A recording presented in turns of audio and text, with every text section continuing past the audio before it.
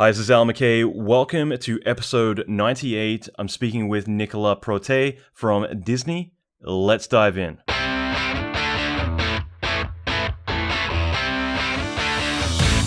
Welcome to the Allan McKay podcast. Allan is an Emmy Award-winning visual effects artist and mentor to many leading industry experts. Listen in as Allan talks with other industry leaders in film, video games, and visual effects about their experience, lessons, and methodology. Allan will teach you pivotal advice to fast-track your career, better your skills, and reach your ultimate dream job. Check out the latest episodes on allanmckay.com. Okay, just quickly, one of the biggest problems that we face as artists is figuring out how much we're worth. Typically, the situation is that we go into job interviews and we're asked how much we're going to charge. We either shoot ourselves in the foot by saying that we charge less than we're worth, so that way we get the gig, and indirectly end up leaving tens of thousands of dollars accumulatively over time on the table, rather than actually asking what we should be charging. At the same time, you don't want to alienate your employers by asking for too much and leaving yourself out in the cold. So what I've done is I put together a website, check it out, www.vfxrates.com, and this is a chance for you to be able to put in your experience, your discipline, the location you're working, all the good things that will give you a fairly accurate idea of what you and everyone else should be charging in your discipline. This is something that I'm going to continue to build and flesh out over time, but the key thing is actually that I don't want to just showcase how much you should be worth, but also show you and hand you the tools to grow beyond that and to learn to negotiate better, to learn to ask for the right amount of money in the right way. There's lots of additional tools and information I want to hand over to you. Everything's free. Check it out, vfxrates.com. Put in your information and you'll instantly get notified of how much money you should be charging per hour as a VFX artist. vfxrates.com.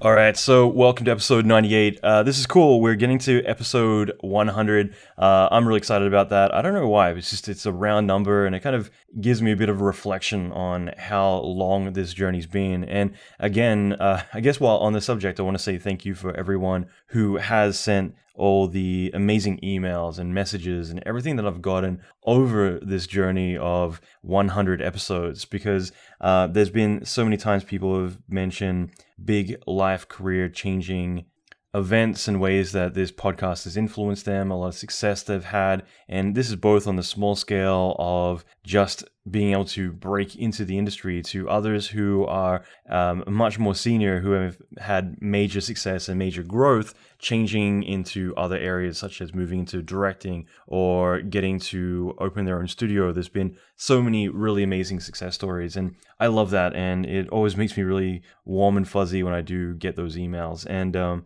so again, I think that with this podcast, it's been definitely a journey for myself, but also for a lot of people who have applied the information that's been shared throughout all of this, and really kind of been a fly on the wall with a lot of really great conversations with some amazing speakers. It's been really cool, and I think beneficial for everyone. And as I mentioned, I have a few solo episodes that are close to the heart that I'm really excited to put out very soon as well. In the meantime, I wanted to jump right into this. You might notice lately I've been doing very quick, to the point introductions, which I think that time is valuable, and I definitely want to appreciate and respect everyone's time. So at the moment, I'm definitely keeping these to the point. But this episode is one that is going to be a lot of fun. Nicolas Prothais, who is a animator for Disney, who's originally from France, really awesome guy that was at last year's IA Mag Masterclass in Paris.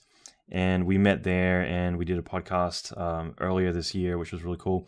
It's actually kind of fun because the last night of the event, after everyone had gone home, everyone who had been involved in organizing the event were out partying quite late at night. And I was one of the responsible ones. I went to sleep at midnight that night, or I went back to my hotel at least, whereas everyone else disappeared to like 4 or 5 in the morning. And Nikolai was one of the others who went home early, got up early, and lo and behold, all the people our drivers never showed up. And so we had to navigate and get through the airport at the last minute. And I was just really grateful I had a fluent French-speaking guy with me to kind of make my life easier than trying to navigate and get through everything at the last minute and negotiate our way through customs and everything else going on. So definitely made my life a lot easier because we were extremely late getting there. And Nicolas is definitely a really awesome and talented artist. I'm looking forward to this episode. I have been for quite a while, and at the same time, like I'll definitely leave show notes to his talk at the IA Mag Masterclass.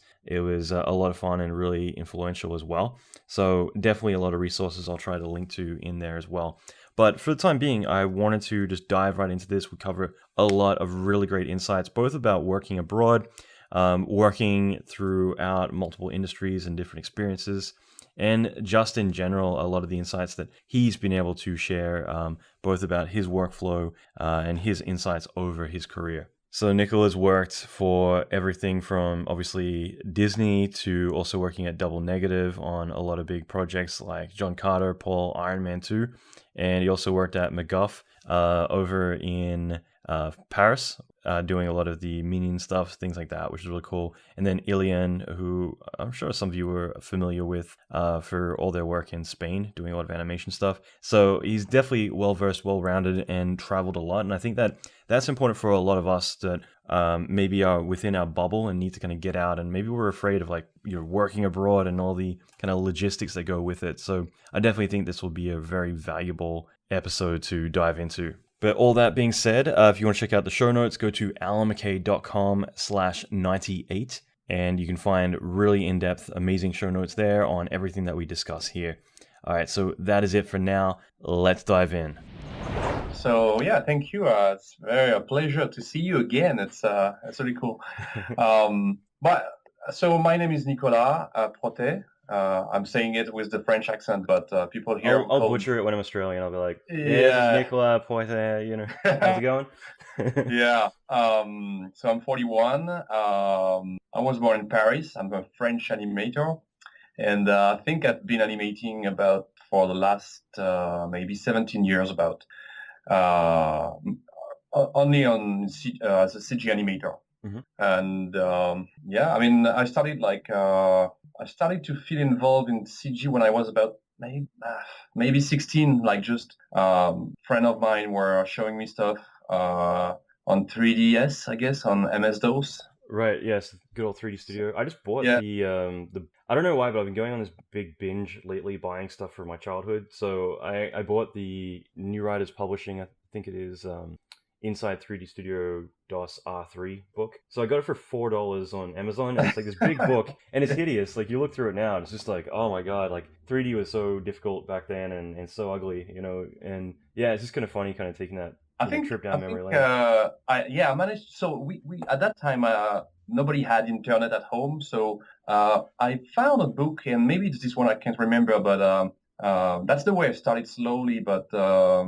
And then I gave up because I was really attracted by modeling at that time, mm-hmm. and it was so challenging to create nice models. So the lofter and the shaper and all that stuff. Yeah, it was too frustrating. So I gave up, and I think much later I try again, and at that time was Power Animator. Mm-hmm. I was a trainee in a company, and slowly, that's the way I started, like as a generalist. Yep. I was doing a little bit of everything on very small advertising, rotoscoping sometimes during the night for special effects, these kind of things. And that's the way I got introduced to animation, because I met slowly some people from Les Gobelins, the school in Paris. So they showed me what they were doing, and I was really, really fascinated. I didn't know anything about animation before I met those guys. That's cool. Yeah, and by just mimicking basically what they were doing, trying to understand why it was so fascinating, I slowly started to learn and getting some contact on different companies in Paris. And that's basically the way I learned animation, mostly by mimicking the people next to me.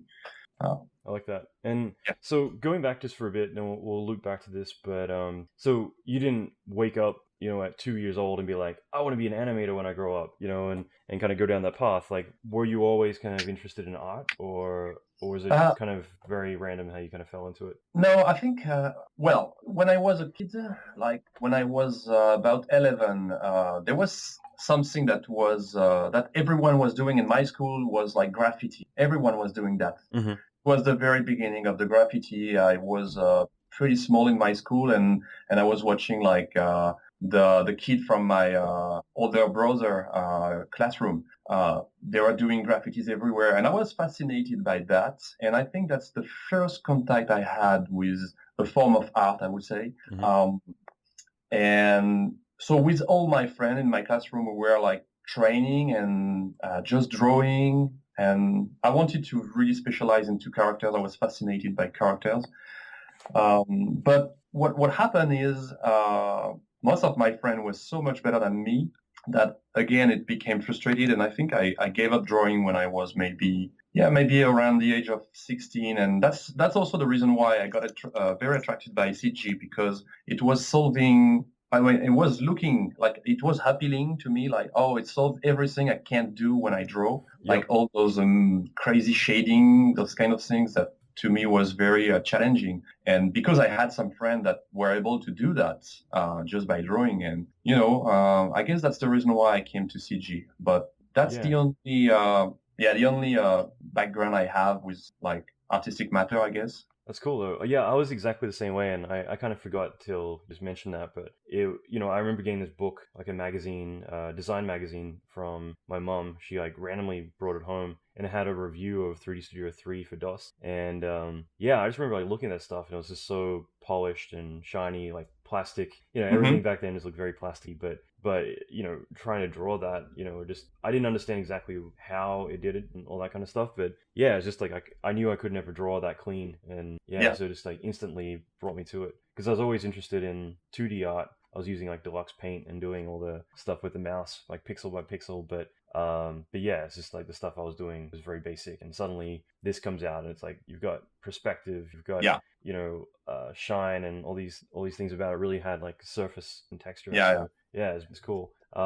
That's great. And like, so then when you stumbled across 3D Studio DOS and kind of like got into that, and then you down the professional journey, like was there any resistance along the way when you went that route? Like, were you ever, for me, like I had a lot of self-doubt, like I worked my ass off and kept getting rejected over and over, sending reels out. I think I got lucky. Well, basically, until I was 16, I was a very bad student. I ended up in France. We have something called a CAP, which is like this is like a sort of this is a school where you go at the age of 16, where there is nothing better that you can do. And so I ended up in doing that. So basically, I was learning. Encouraging. Like, well, my job would have been to basically put the cable for at that time it was mostly like phone network. It was not even internet.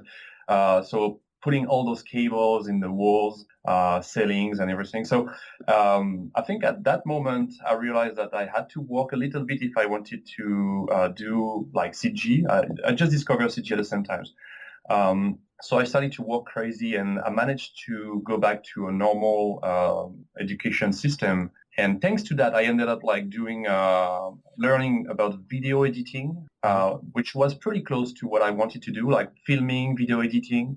And thanks to that, I managed to have like a training, like maybe 2 or 3 weeks of training during the summer, a summer internship in the company I was mentioning before. It's a company that doesn't exist anymore. That was called Dubois. And so thanks to that, I didn't have to struggle. Basically, I met people over there. After that summer internship, I managed to go back the year after and have a trainee job during the night. I think it was during the night for a few months, and slowly. I mean, in Paris, I think there are so many companies that if you manage to meet few people, then after that it goes pretty fast. So then you can you're like a sort of a freelance. It's called intermittent. It's a different status, but and then it's very easy to jump from one company to one another. And I think I worked like this for 9 years without having to struggle. Mm-hmm. It was very easy. Well, that was actually one thing I was going to ask, but I guess you kind of answered that in a way. It's like, when did you kind of have that moment where you kind of felt like you really made it? And it isn't about like really, oh yeah, I got a job. It's more, I think for some people they'll start the career out, but it's always kind of on shaky ground. Like, it's not until a certain point they hit that they're like, okay, I feel confident that I'm always going to get work. I feel like I'm not going to struggle, to look for work. Like, were you always kind of, employed and not really having to worry about that, or did you always feel like, all right, I gotta make sure that I nail this job, like keep building that momentum? It's interesting because I had that discussion last time with some colleague, like coming from different countries in Disney. My concern was never about getting a job, but mostly because it was not that difficult. My concern was more about improving my skills, and that always drove me. And the discussion I had with my friend recently is like, it seems like you guys in English, you call yourself artist. And it's something, it seems like to me, maybe I'm wrong, but in France, we never call ourselves artists. It's not something that you can claim. It's something that you earn. Yo. And so it's like you cannot call yourself a master, or, it's something that people say about you. So, and it always drove me, like, I want to earn something. I want to deserve what I'm doing. So I always I've been driven by that idea, and my concern was not finding a job, because again, it was, I think in Paris, if you are very professional, then I guess it's pretty easy to find a job. There's so many opportunities to work over there. I don't say it's always interesting, but if it's just for paying your rent, and you'll figure out something. I think you're so right, especially with the industry we're in. Like the word artist kind of gets thrown around so much, and it's, I think that if maybe we all kind of decided to stop calling ourselves artists, then there would be a massive realization about our work, because there's so many people, especially at the beginning of your career, that you go in and you're like, I'm going to do it my way and it's going to look like this, and they'll kind of fight against the direction that they're given from their supervisor or from the director, the client. When at the end of the day, we're painting a house, we're hired to go and build a very specific thing. We're building a table or a chair, or essentially, with the work that we do. So as much as we want to be creative and deserve to be, at the end of the day, we're doing a task that we're hired to do. The same way as you would assemble furniture or anything else that you do in your career. And you're right. So and with the whole term of artist as well, like, I've had a lot of people come to me and say, like, hey, I want to put down that I'm a technical director on my resume, or I want to put down that I'm an animator or whatever. And, can I do that? Am I allowed to do that? And for me, I've always been like, yeah, just do it. Like, because you're advertising what type of work you're going for. But you can't go and put down that you're a supervisor, or that you're a director, or you're all these. There's certain types of titles that people, you don't call yourself that, you earn it. As you're saying, I always say that you get knighted into that category. And so artist as well, there's a lot of these things that essentially it's like, you can't just say, well, I'm this is my title. It's more, at some point you've been given permission through, earning it over years of work, that is like the status you're at. Yeah, that discussion was interesting because I didn't know if it was just me, or if it was maybe the French way of defining what is an artist. I don't know. It seems I was the only one to have that perspective on the word artist. But eventually, if someone want to put the tag on myself, like a label, like I am an artist, I wouldn't fight against.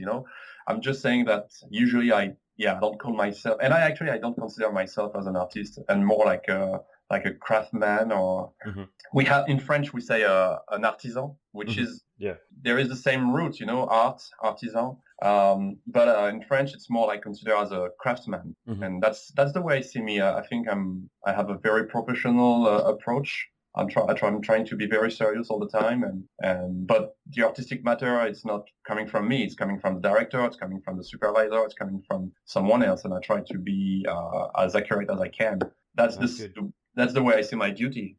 That's cool. Yeah, and it is an interesting spin on it. I guess in English you could be like, I'm an artist, or I'm an artiste to make it, like to differentiate them. But yeah, you're absolutely right. Like, I think that a lot of us kind of, as I said before, get kind of caught up in that. Like, we have expectations that we're going to go in and direct our own work to be how it should be, not, hey, go make your, like, you can make your work something you're so proud of, and then the director comes and takes it in a direction that you're completely unhappy with. But at the end of the day, as one of my friends told me very early in my career, I think I was 18, he said, as long as they have the money, I have the time, and, but I think it's so true, because I think a lot of us, like, I've had people that we've literally had to lock out of a room because they were trying to get in to speak to the director to tell them like how much they're butchering the movie, because of like some change they made to that person's Yeah. shot. And at the end of the day, it's like, look, they've got the money, and therefore we have the time.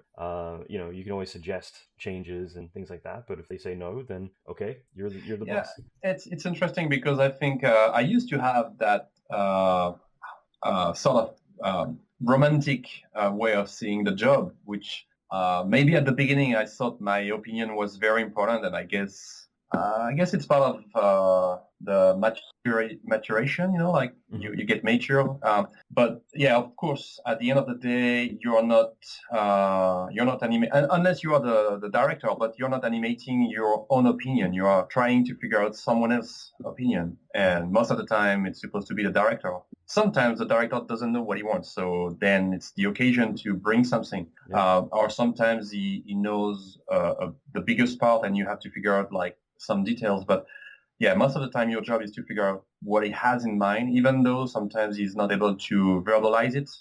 You have to figure out anyway. That's the That's a really interesting one, because you're right. Like, I think that's one of the hardest parts of our job, is trying to figure out what the director likes, and even when they might know what they want. And I think that was like a big kind of epiphany for me in my career, was when I went from trying to do what I thought would be good to starting to have that person whispering in my ear. Like I would start to imagine what they're going to say, anticipate what they want rather than what I want. And, it happened very early in my career, but that was something that completely changed my workflow, because it wasn't about like, this is good, and then getting frustrated or not understanding when they don't see it my way. It was more, okay, well, based on all the changes that I'm getting, what is it that they're going to say here? And starting to kind of live and breathe their mindset or their vision rather than yours. And again, I think that's more of something that with maturity you start to kind of figure out yourself. But yeah, and and I remember that story that I met this guy when I was in UK. I think he was from Canada. I can't remember his name. I think it was Ben something. He was specialized in. I think he was a compositor artist, compositing artist, and he worked on so many crazy films like Matrix, the first one. And he was telling me that when they were working on Matrix, nobody had any idea of what was the movie about. They were just like comping on those plates with the green background and with weird acting, and they were like, everyone was convinced that it was a very bad movie. Mhm. Like, and it's very interesting sometimes when you give up on your own bias, like your own idea. And you say, okay, that's not my movie. And things happen sometimes. It's a crazy surprise. It's like Matrix, the first one. To me, it's a great movie. So when he told me that for him, they were not sure it was a good movie, they were doubting a lot. When you see the results, like, well, sometimes you have to trust, even though you don't understand, even though you don't have a full vision of the picture. You have to give up and let the director decide. And he has a clear vision. Most of the time, he's supposed to have a clear vision. And I happen to experience that quite a lot. Sometimes, I had the same experience with the first time I visited Sony. I spoke with those animators, and they were animating on what was the name? Chance of Meatball. What was the name? That animated movie with the giant meatball, falling from the sky. Oh, yeah. Cloudy with a... Oh, yeah, Cloudy. Yeah. So they had at that time that specific style of animation that nobody knew in the team. And they were all like, well, it's not very, we're not sure it's very interesting. We are supposed to animate without any overlaps. Eventually, when I saw the movie, I was really, I fell in love with the style, I felt like, well, that's a great movie. I love the animation style. I love everything. And again, it's like, well, you have to trust someone has a clear vision, and eventually it's a great movie. I mean, in terms of animation, it's a great movie. I love it. I really like the film. Like, it's one of the very few films I was just like laughing the whole way through. I thought it was just like a really fun, upbeat film. And I'm someone who kind of fell out of love a little bit with animated features, going from me obsessing about them, back in the 90s, just to more kind of like, all right, like now there's enough of them coming out. It's not like you have to go see it just because it's a 3D movie. Now it's kind of like pick and choose. But yeah, like I found that to be a really cool one. But yeah, I think that's a good point is like, for you, do you think that whose responsibility do you think it is to get inspired when it comes to projects? Do you think that the director needs the person to make everyone care enough to like really give a shit and put in the effort, or like obviously it's a two-way stream, but for some people I think that if you're not passionate about what you do, then it sometimes will show in your work as well. Yeah, it's tricky. We still have a lot of room to express ourselves. So I think there is always something that you can bring. And I think the challenge is to figure out what the director is expecting to see, but he also wants to be surprised. So you have a room to express something that is fresh. So that's a very tricky situation. You have to find how can I be fresh and original, and at the same time making sure that I'm doing exactly what he is expecting. Disney is very different than any other experience I had before, because we have more responsibilities, especially in terms of storytelling. Every shot that we animate, we have like a storyboard. We have an issuing with the director where he describes what he wants. We have many occasions to know exactly what we're supposed to do, but still, the team is expecting everyone to bring something, if it's possible. Sometimes there is nothing original to bring, it's pretty straightforward, but if it's possible, we have that responsibility, and that's something I never had before in any other studio. I guess Disney is very particular on that, which is great, but it's also very challenging because you put yourself a lot of pressure because you want to feel that you're part of the team, and there are so many amazing animators here that it's a challenging part, I guess, one of the most challenging parts. I guess we can jump around a little bit, but like while on the subject of that, with Disney, for you, if you're comfortable talking about it, but like for you when you first started there or you're about to go there, was it a place that you kind of put on that pedestal where you're maybe intimidated going there just because it's Disney? It's for a lot of people that would be kind of the end goal of like one day, for effects people it might be going to ILM or something. For other Pixar and Disney, and so for you, like when you decided to go there, what was it intimidating at all, or was it so far into your career at that point you're like a job's a job? No, for sure. So Disney was when I started to.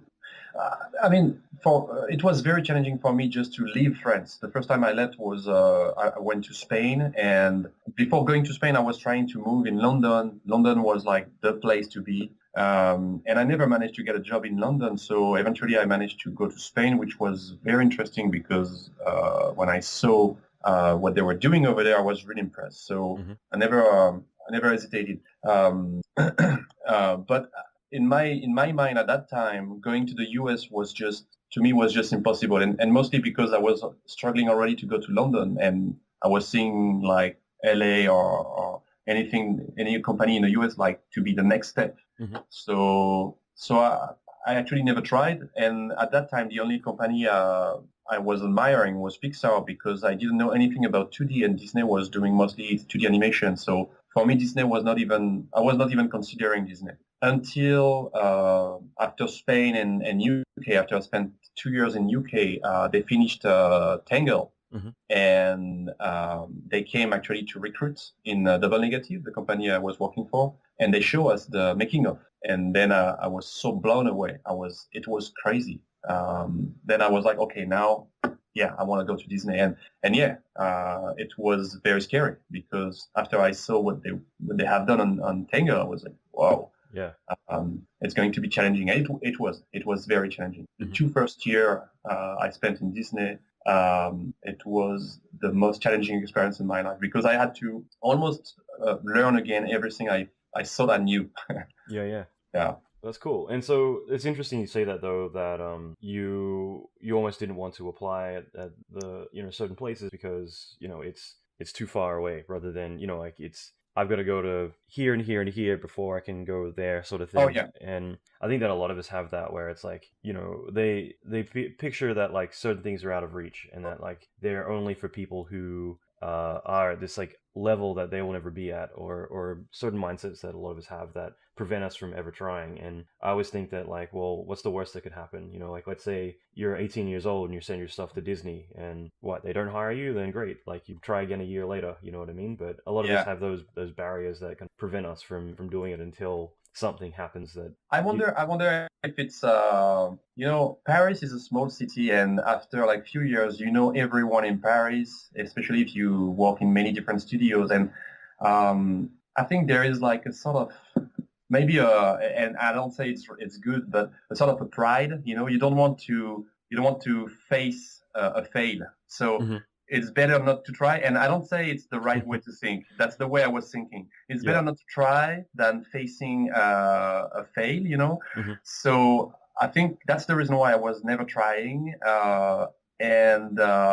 Yeah, I think I was. And again, that's what I was saying at the beginning. I was more like trying to feel confident, and for that I had to build my skill. And I think Spain was like a big step because the team was really challenging. They were pushing a lot. I could feel like they were trying to create something. And after Spain, I was feeling much more confident about my skills, even though it was just a feeling. Mhm.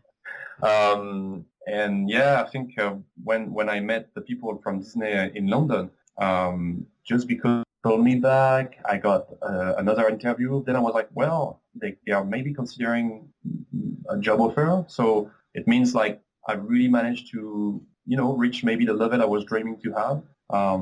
But yeah, eventually when I joined Disney, I had to work a lot. I had to, again, like it was a new step and a new challenge. Mhm. Yeah. That's cool. And I like that. I mean, I like that when there's certain points in your career that you can kind of mark as this is where I got like a huge amount of growth because Mm-hmm. I got to a new place where I'm challenged again. And I think that's the scary thing for at least me, I hope for a lot of people, is getting too comfortable. So like some places you go and the idea of like maybe going to that next level, there is that like what if things went wrong, and it's so easy to be like, well, I'm happy where I am now, and rather than going somewhere where I've got to go and push myself and kind of raise to a next level. But those are the times when we have that maximum growth that we get that allows us to become a better artist. And I think that some people tend to get intimidated by being around artists who are either at your level or better than you. But for me, like that's just the thing that I prefer is to surround myself with people better than me, because that's going to pull me up rather than me feel like I got to be around people who I feel better than, because it might help your ego, but it's not going to help you a better Oh yeah. artist or whatever you're trying to be. No, I agree, and I mean this is the only way I learned animation. I never learned by watching a movie and trying to frame by frame, trying to understand and figure out what was in the movie. The thing that really challenged me is when I see the person next to me animating with the same material, the same rig, the same character, and when I see what some people are able to do, I'm like, wait a minute, they have exactly the same tool as me. Mm-hmm. Everything is the same. Why my animation sucks so much when they can do some amazing thing? And that's the only way for me to get challenged. It's hard for me to take references from people where I don't have any way I can compare. Is it because of the rig? Is it because of the pipe? Is it because of the management? I mean, here every company I work for, there is always someone that is challenging. Always. Mm-hmm. You watch someone, you see what he's able to do with the same tool that you are manipulating, and you realize that, oh, I have to improve. That's great. Yeah. So it's kind of like if they can do it, then I can do it. But Exactly. you've got to kind of see that it's possible first in a lot of ways. I think so. Yeah. Yeah, that's cool. I like that. No, that's really cool. And so, like, did you ever do any of those, like, let's say the 11-second club or any of those kind of challenges where people would give you, like a sound bite and say, go, create an animation for this with this rig or anything like that? Well, yeah, I sometimes I had a wish to do that, but the thing is, I have no wish to become like a director or I realized like a few years ago that my only pleasure is just to I think my only pleasure is just to feel that I'm learning something, and I choose my fields, like few fields, like I play jazz guitar, for instance, I do animation. There's plenty of few fields like this where I don't want to be like, I just want to feel like I'm learning something and I'm improving. So The reason why I never tried those kind of things is because I'm lazy and I have no wish to have a second career, or it's like for me, like animating for any kind of studio, and Disney of course is the best place for me. But if it was not Disney, it would have been somewhere else. I would have enjoyed a lot anyway. As long as I can animate and feel like I'm improving, I'm learning something, I'm fine. And I don't want to challenge myself in different fields like directing or even small shots. Gotcha. That's cool. And so playing jazz guitar, like, Yeah. how did you get into that? Oh, I've been playing guitar for like my brother is a bass player. So I think that's the way I got introduced to music. I was playing with his bass, then he got mad, so I bought a guitar and started to play together. We used to play in a band. He plays still in the same band for a singer in France called Ronnie. It's like kind of funky soul style. Cool. And I played with them for 1 year, and then I moved to Spain. So now I don't play in a band anymore, but I still play a lot. We actually have a band here in Disney with all,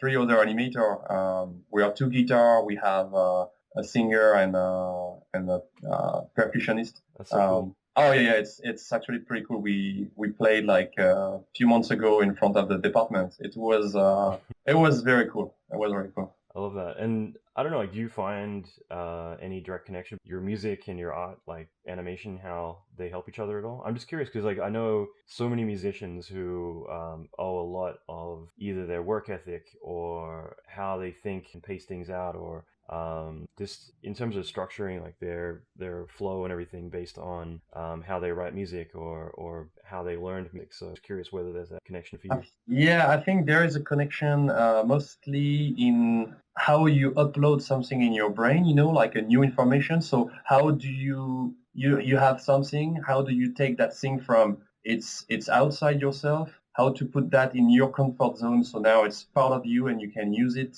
I think, the guitar helps a lot because basically this is the only way you can learn a piece that you don't know. And now, after a few months of playing that piece, it's part of you. You play that piece without even focusing on it. So what is the process? I have the same issue with acting, I guess. And I think acting is the same approach. And mostly because as a foreigner, I have to animate American style. And it's so basically this is my everyday life, animating something that is outside my comfort zone. There is no way, and I talk about that in my lecture in Paris. There is no way I can animate and move with the American style kind of body language. I tried many times, and the only way for me to do that is by basically learning, like I would learn a new song, learning someone else acting, and slowly building up that vocabulary that I don't. It's basically the same as learning a new language. If you want to learn speaking French, you have to build up slowly your knowledge, and you have to repeat every day, sometimes sentences or words. And the more you repeat, the less you need to focus, and the more it's natural for you to express yourself, express emotion with that new language. I guess it's the same for acting. For me, the body language has to be learned in the same way. So I guess music managed to, because it's the same approach, I decided to apply that on acting. That's cool. And how would you, like, obviously French animation is very distinct, but like for you, how would you describe the difference between French animation and American style? Well, in terms of animation, I don't know if there is differences. I mean, if you think of what is animation, it's basically posing and timing. That's it. There is nothing else. So you create some poses, and then you time them, and that's it. And thanks to those poses and timing, you try to express emotions. So that's I think it's the same in every country. I don't think there is differences. But the acting is different for sure. And basically, I think the best way to illustrate that is by taking some obvious example, like if I say Italian body gesture, everyone knows that Italian have a specific way of. I like that you start talking with your fingers. Yeah, because we had that lecture from Mitya Rabar. It's an Italian animator working in Disney, and he made that lecture about Italian gesture, and I realized that I knew it, but it became more obvious when he made that lecture that every culture has a different way of expressing themselves, expressing emotion, depending on it could be like per country, or it could be per subculture, like subgroup, like especially for instance in music, like skateboard people may have a specific way of expressing emotion. Some rock and roll people differently, and even like I remember that story that. I forgot the name of that actor that was spending time in prison to prepare a role of prisoner. I know this one, and I'm trying to think of who it was. Because initially I always think of Wesley Snipes until you're like, oh, he's preparing a role, and I'm like, well, Wesley wasn't preparing a role; he's evading taxes. I'm trying to remember who it was, but yeah. But sorry, go ahead. I mean, the point is just I was trying to illustrate that everyone has a different bodily gesture depending on their background, their social class, their country. So I have to learn the American style, but maybe I may have to learn and be more specific. Maybe one day I will have to animate within the American style something even more specific, like some hippies or some hip hop guy. So I don't move like this, so I have to learn how to move like this to make sure it's solid. It's. But you get that in France. Like I don't know why, but like when I lived in Sydney, there used to be a French like music channel. I don't know why, but it was something on TV. And this was like public access as well. It wasn't like cable or anything, but I ended up like watching a lot of like French hip hop. So MC Soler and NTM, and plus like one of my favorite movies is Lion. So Vincent Cassel, and so but just like watching all these like French music videos all day long in the mornings when I'm getting ready for work or whatever. It's funny to see the cultures translate over to others, like America especially. Like I got a big fascination with American culture and how it influences the rest of the world positively and negatively, but whatever happens in America eventually happens everywhere else in the world. We all imitate, and but yeah, so because of that, like there's that transference where you get that kind of that mix of cultures. So for instance, like with France, you'll have like French hip hop, which will have a lot of people trying to still follow the American influence with what they're doing, which is always interesting to watch. Yeah, it's funny because I mean I don't know very well hip hop, but I guess it's like by mimicking American music, and I guess it was the same with rock and roll. We also had like rock and roll in France. I had that story that was even more crazy. So we watch a lot of series, American series, but everything is dubbed by French voices. Mm-hmm. But so visually, when you watch for many years those American series with lip sync that doesn't match the voice, I met that French girl when I was much younger, and she was trying. So basically, we don't use the same muscle. We don't move the tongue in the same way. We don't put the tongue in the same places in the mouth to pronounce the sound. And I met that lady that I don't know why she was maybe admiring series, but she was trying to speak French and making some movement with the mouth that was typically American in the way she was using the tongue, and it was so weird. But I guess that's part of the process of mimicking and learning that culture. Except that here in that situation, it doesn't make sense because there is no emotional connection. It's just mimicking a shape almost, but that doesn't make sense because we don't pronounce the same way every sound. I had the same issue with Spanish when I learned Spanish. There's few songs that physically I can't make because I don't use my tongue in the same way than Spanish people. They were laughing at me, but it was just impossible.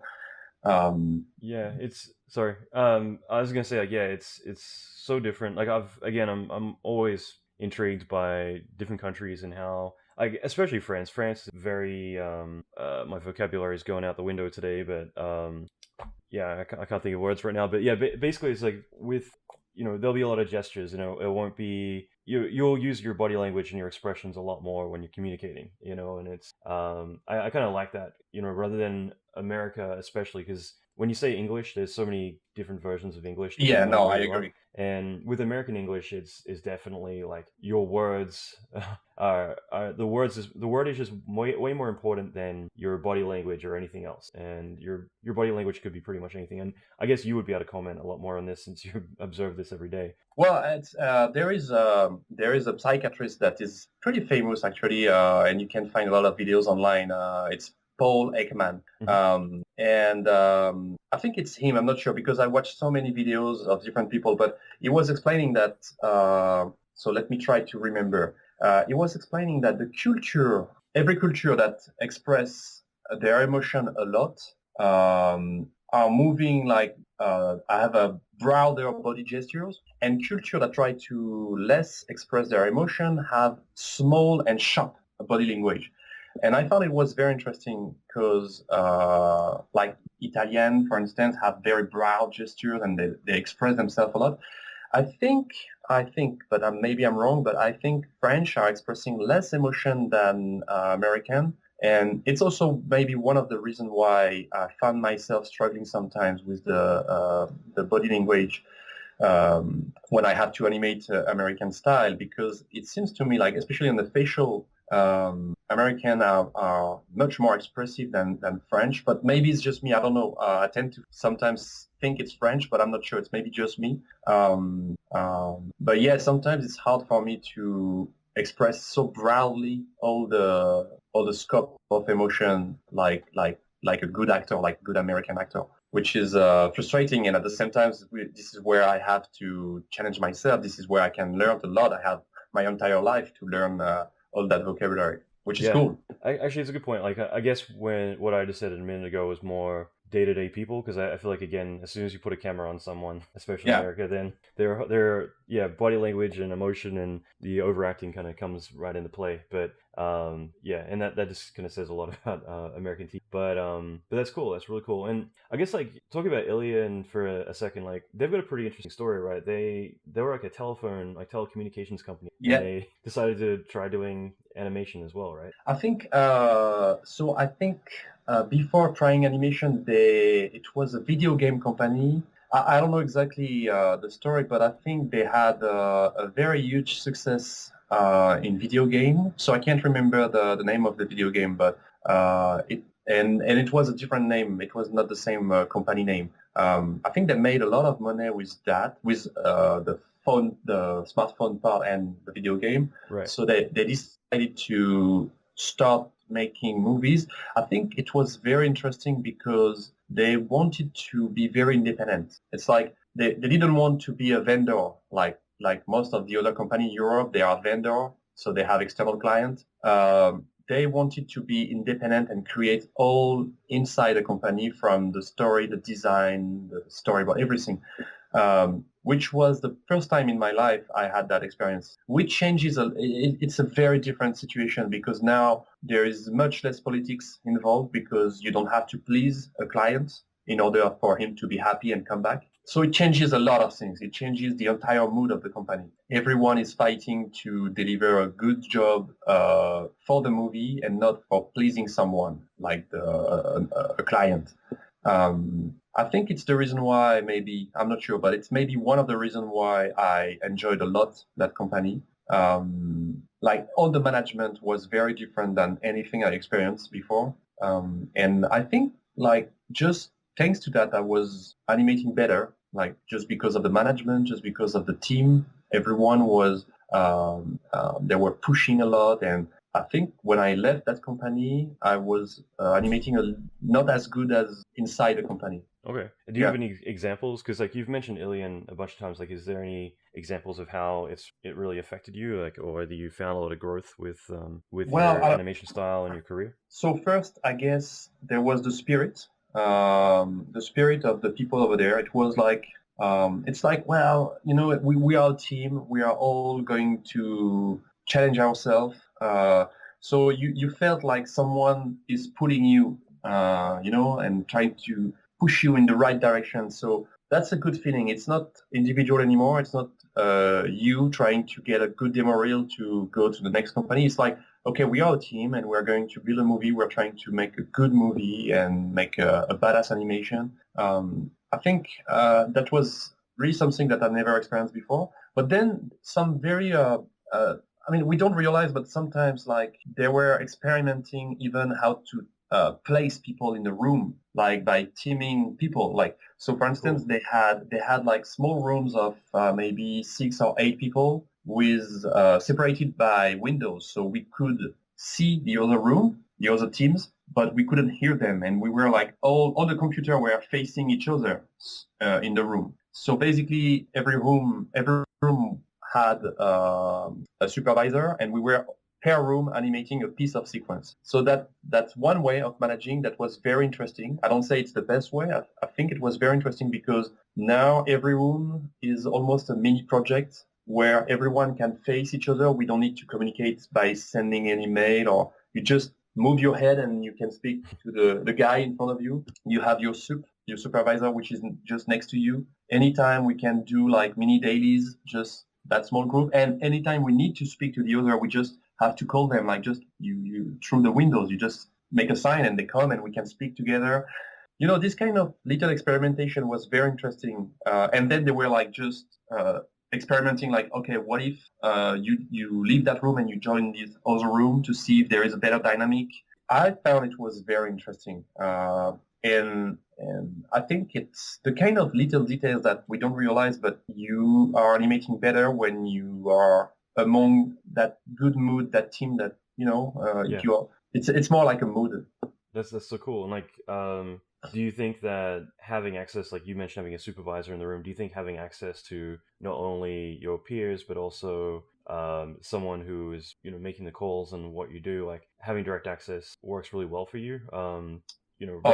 Rather than being like, okay, only in dailies and then doing rounds later in the day or whatever. It's just like, instead it's like whenever I have a question I can hit them up. Yeah, and there is also it's funny because I heard something similar in Disney recently. There is something interesting is if you have a very large room and you pack that room with many people, you could think that you will have more opinion coming up, like, okay, we are all going to meet and discuss about whatever topic.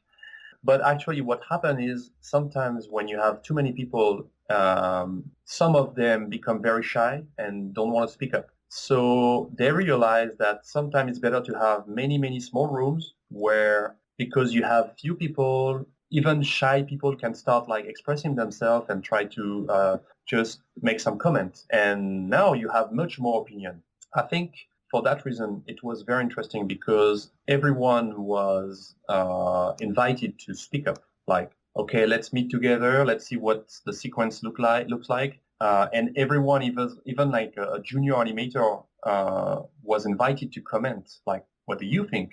And it's very interesting because, of course, everyone has very good idea. Everyone can bring something fresh. And I think I learned a lot about that. Like, everyone's opinion is very interesting and could be could change a lot of things, in that sequence. I think that could be a good reason. Yeah. Cool. No, I love that. And I was reading somewhere the other day about one company's culture. I'm trying to remember what it was, but yeah, like it's very similar to that, where whether you're a junior, whether you're a senior supervisor, like everyone's input is valid. And I think that is something that should be encouraged, because I mean, again, what's the worst that can happen? You take it, you listen and disregard it, but maybe it's going to be something that could really help add to what you're doing. So I think that's really cool. Mm-hmm. I got a couple more questions, but I want to be respectful of your time. So I was just curious, like, obviously you've gone and you've worked in multiple different countries. Like, do you think that as an artist, or more just like as a worker, do you think it's like really valuable to travel and become a bit more international? Because I feel like a lot of us, especially in America, tend to, we kind of stick to our industry, and therefore like you get people being angry because, let's say with globalization, there's a lot of work in LA, but suddenly now Vancouver, Yeah. Montreal, London, all these other places getting work, and then you get a lot of people getting mad about that, like all the work's going to them, and it's like, well, that's how it should be. I mean, it's not like someone has a monopoly on the industry, but if anything, I think it should encourage people to be like, well, this is an excuse to get flown to London and go work there for a while, or New Zealand, or whatever, do something different. I think it's two different topics. Like working abroad is, I think it's amazing, and I really think like everyone should, if they have the opportunity, should try. But then, the outsourcing problem, and Yeah. this is a different topic, and I understand why people get mad because sometimes if you have to compete with countries that have no social system, I had that experience where I had to work with a country in Europe where my daily salary was their monthly salary. Wow. How can you compete against that?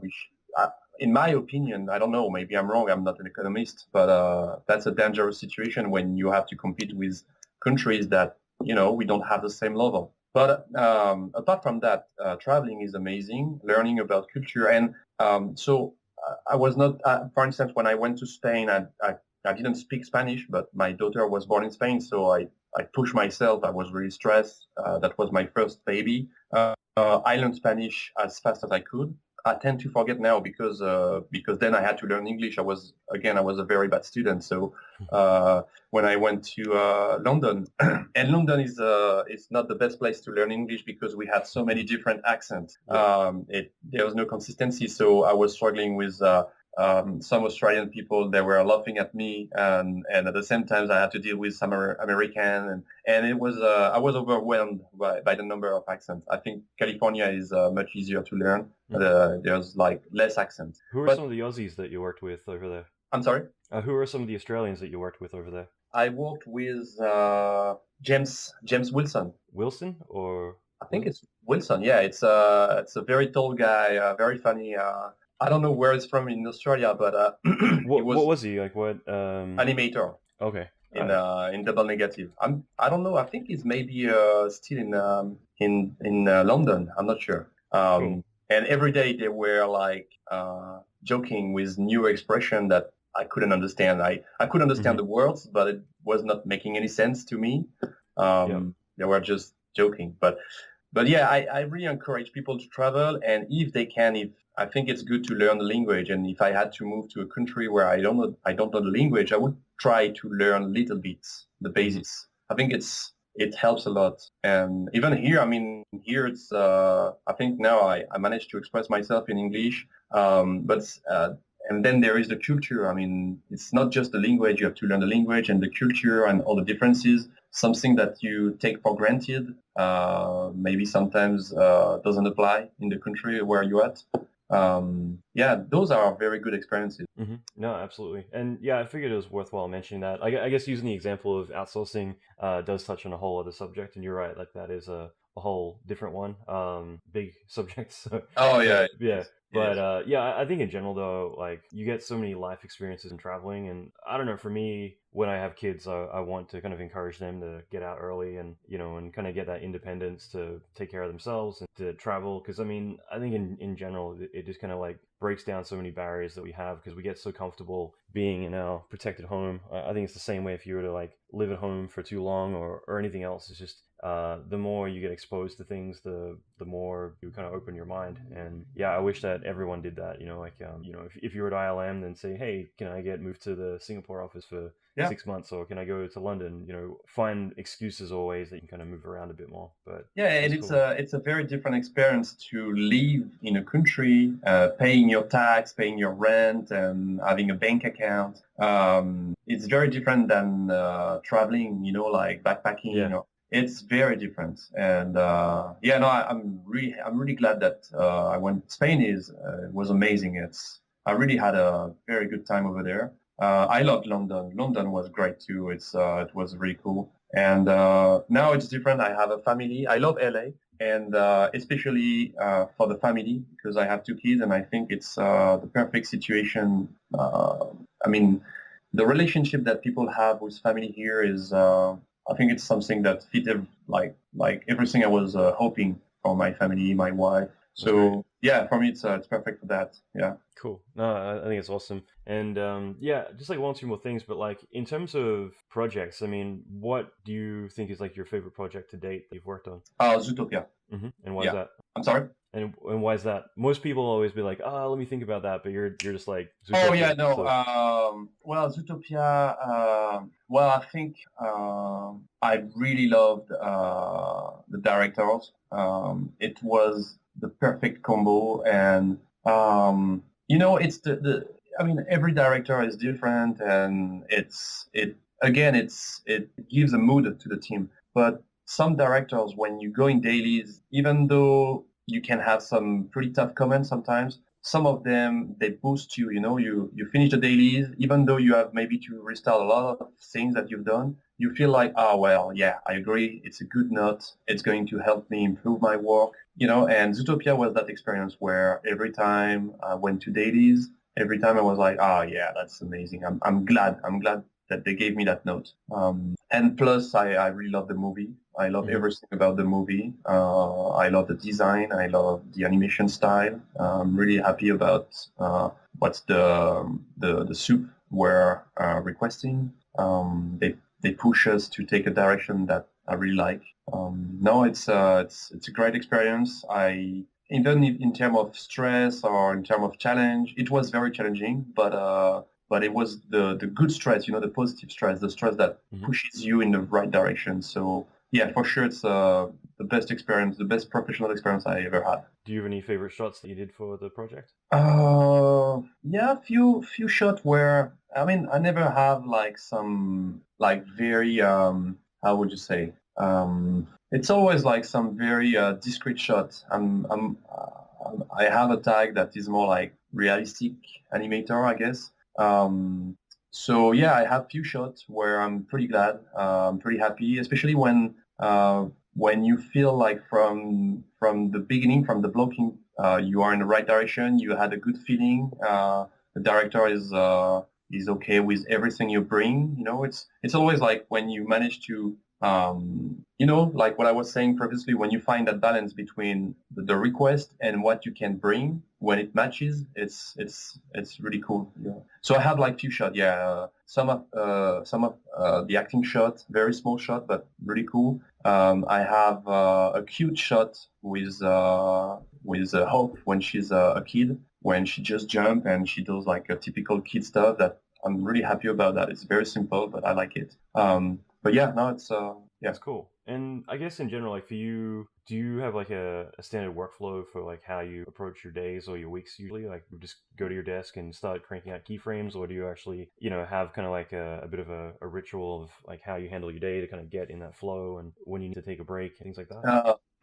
Well, in terms of workflow, I keep changing all the time. I keep exploring new stuff. So I guess in the previous companies, I was working more in what is called a straight ahead animation, and mostly it's because of the tool. The tool was very fast. In Spain, we had like real time rigs almost. So it was very convenient to work like just by scrubbing in the timeline and very quickly check everything you try. So I was more working in terms of gestures and movement. In Disney, when I stopped animating like this, I realized that it was not paying off because even though you quickly get nice motion, the culture of the company is not based on that. It's based on strong posing and timing. So even though you have a nice motion, they will frame by frame stop on every pose and comment every silhouette, every detail. So eventually I realized that I was losing a lot of time and energy working like this. So now I'm more working in very classical way, which is more like very strong posing, pose to pose. And because of working like this, I realized that now I have a bottleneck in terms of a schedule. It's like creating those posing, like sculpting the rig. So I'm actually trying to see if I can improve that. How can I improve that? So it's like you have one mouse, and with the mouse you have to select the control. Then you have to select what you want to apply on that control. Is it a rotation? Is it a translation? Is it a scale? So this is a lot of lot of steps in the process just for sculpting one control. Then you have to jump to the next control, maybe come back to the first one because eventually it's not good. So it's a lot of steps going back and forth to just sculpt the pose. And because you cannot escape that process, because everyone in the team is going to surgically dissect your shot, you need to spend some time on that. So now I realize that this is where I have to figure out a way to create posing much faster. So I have to find something. I don't know yet. I have to figure out. It's maybe reducing the number of mouse gesture from one corner to the other corner of the screen. I don't know. I have to figure out something. Do you guys ever have any goals like you need to put out 20 seconds a day or things like that, or is it just more? I'm kind of lost with that because we still have the 2D. We speak in terms of feet. It's the old 2D way of, and because I don't come from 2D, it has no sense for me.